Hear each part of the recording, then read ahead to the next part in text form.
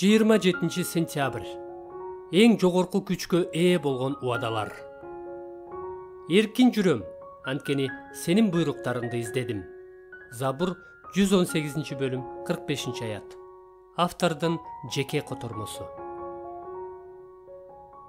Кубанычтын курамында эркиндик сөзсүз болушу керек. Себеби биз өзүбүз жек көргөн нерседен эркин болбосок жана өзүбүз каалаган нерсени жакшы көргөнгө эркин болбосок, анда эч кимибиз бактылуу болмок эмеспиз.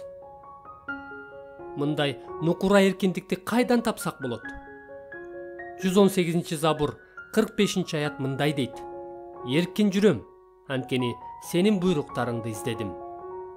Муну окуганыбызда кенен жерде басып жүргөн адамды элестетебиз. Кудайдын сөзү биздин акылыбызды кеңейтет.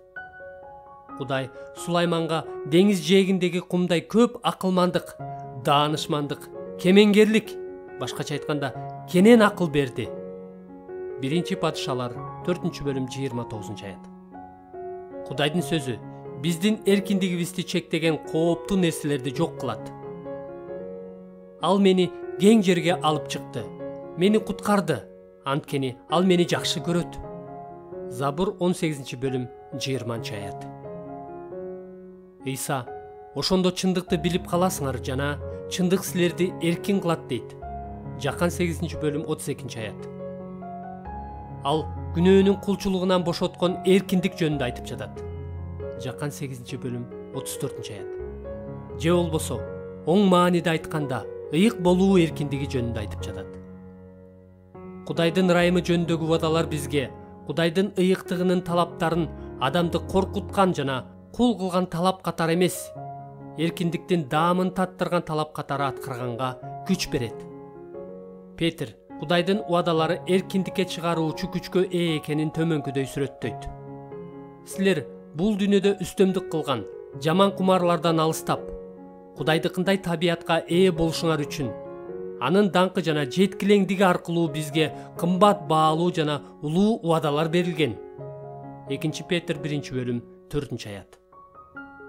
Башкача айтканда, биз Кудайдын убадаларына таянганыбызда эң жогорку күчкө ээ болгон убаданын жардамы менен бузукулук жана күнөөкөр каалоолордун тамырын жок кылабыз.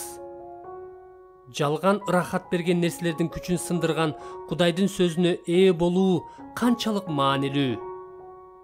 Ал эми Кудайдын сөзүн жолубузга чырак кылып колдонуу жана аны менен жүрөгүбүздү толтуруу үчүн сергек болушубуз канчалык маанилүү. Сенин сөзүң бутума шам, жолума жарык. Забур 118-бөлүм 105 аят. Сенин алдыңда күнөө кылбаш үчүн мен сенин сөзүңдү жүрөгүмө катып алдым. Забур 118-бөлүм 11 аят.